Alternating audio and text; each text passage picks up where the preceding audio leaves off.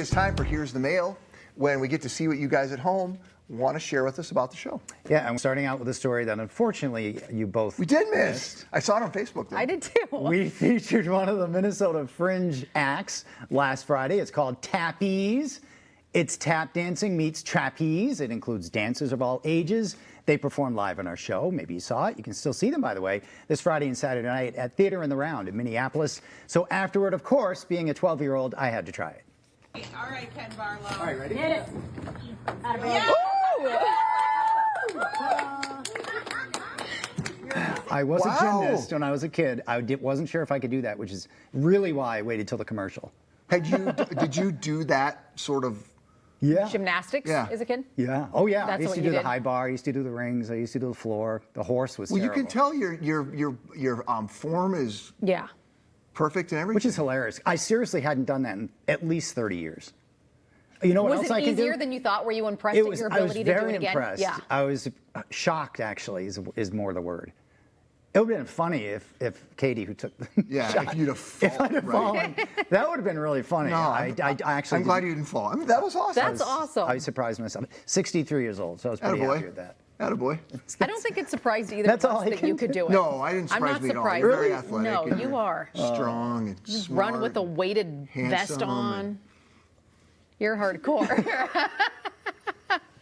Thank you, guys. Well, these are some of the comments that we wanted to share with you about this. Tom wrote in and said about this video, couldn't do that when I was 18. Much respect, Ken. I hear that. Alan added, what? Get the heck out of town. That was awesome. We could not agree more with both of you. Impressive. Very Barlow. impressive. Somebody in AI accused me of, on Twitter or something, you accused me of using AI. Oh. I said, A, I don't know how to use it. And B, Yeah. I wouldn't do that. That's awesome. I'm all of a sudden workshopping a segment that comes up here. We just get random gymnastics equipment in here and see what Ken Can just do. have him hop on the pommel horse Can and then do have us hop on the pommel horse and like embarrassingly Oh, fail. the horse is the hardest thing. Of course it is. I couldn't even. Yeah. I would break a wrist. When that kid during the Olympics, I call him the kid, Steven, I can't remember his last name, he did Dancing with Stars. He did that horse, and I was shocked because it takes so much strength to just get up. Oh, I'm sure. That it was incredible to see, yeah. All right, let's bookmark that idea. No, don't. A couple of weeks ago, we featured the town of Belgrade and its water tower. By the way, Belgrade Fest is this weekend with lots of fun free activities for kids and for families, for what it's worth. We also featured another large landmark nearby, the world's largest crow statue. Why is there a giant crow statue there? Why not? Well, We wondered. there's a reason for it. So viewer Jerry wrote in saying Belgrade, Minnesota has the world's largest crow statue because the town is located near the Crow River and Crow Lake. Oh. Makes sense. We were like, okay, yeah, makes sense. So our producer made some phone calls to Belgrade, and here's what she learned. She learned that the Crow is actually technically in Crow Lake Township. Oh. It's just across Highway 71 from Belgrade, and yes, it's right near the Crow River. It's right near Crow River Township. There's also a Crow Lake and a Crow River not far from the statue. It's likely, she was told, that the use of the word crow in that area traces back to the name of a famous Dakota chief, Little Crow. Okay, I'm tracking all this. I'm following, yeah. We're doing a super deep dive on this. Wow. Back to the crow statue. It was completed in the spring of 1990. It sits in Centennial Memorial Park. The park commemorates veterans from the area and is funded by donations. That crow, by the way, 18 feet tall. The branch is 31 feet long, top to bottom, 43 feet tall. It weighs 3,000 pounds. Now you know everything you could have ever wanted to know about Goodness the crow. gracious. Now back to our other specialty, water towers. This week's pick was up in Ogilvie. It's about 80 feet tall and has 7 windows in it. Now I said the bumps on the top of the tower are called battlements, and it gives it a castle vibe. It does look like a castle. I missed this water tower. It's a cool one. Yeah. So not long after we talked about those battlements, Ken, a regular emailer, Bert, Hi, Bert. who Hi, is Bert. one of the more clever fellers that we hear from on a regular basis, he sent us a note. He said, the subject line said, architecture tutorial. Bert goes on to say, a battlement is often referred to as a crenellation.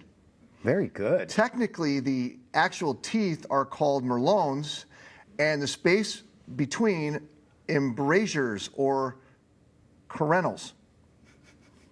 Okay.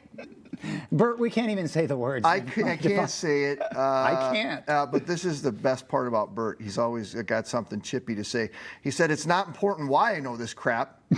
It would be more interesting to know why I retain it. We all have that memory bank of why is that there. Yep, Why, random yep. things. So thank you, Bert. That was good. So those things are called crenellians, Merlins and embrasures, Merlin the Wizard. merlins. just think Thank of you, that. Bert. And the castle. Yes, that's what I think. Hey, if you watch the show on a regular basis, you know that we often take this live shot of Itasca State Park. It's one of my favorite shots. And the last time we took it, I said this. Well, I feel like people should there should be like a kiosk where you can buy a sticker or a pin or a something right there that says, I walked across the Mississippi River when you walk across those rocks, because you did.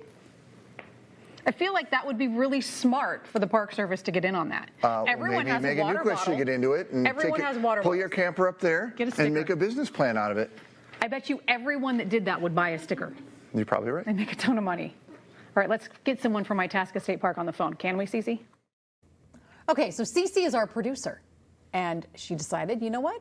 I'm going to make a few calls on this. So she talked with the staff at the Mary Gibbs Headwaters Center, which is right there by the headwaters. Now, it's not a kiosk, but it is a gift shop, and it's right next to the headwaters. They sent us photos of the kind of merch you can actually find there. It says things like, I walked across the Mississippi headwaters, Megan. Smart. And I idea. walked across the rocks. People presumably know what that means. Keep in mind, if you visit, some things might rotate or run out. So if you run up there now, it may not be there, but they do have them. Now, the moment right after you did say that morning, Meg, I did get an email from viewer Sandy who said, I'm sure you've been told by now, but the Headwaters of the Mississippi has a large store that's by it in the parking lot. They sell great food and mementos of the Headwaters. So Megan doesn't have to worry. People can buy those stickers and shirts and lots of other fun things. Thank you to everyone for letting me know about this. I just felt like there needed to be a key, like put a penny in 2 quarters and you do the penny thing that says Yeah, I you walked get the across squish it. I penny just- with a stamp. Like right there. Yeah. I just thought would be cool. Yeah.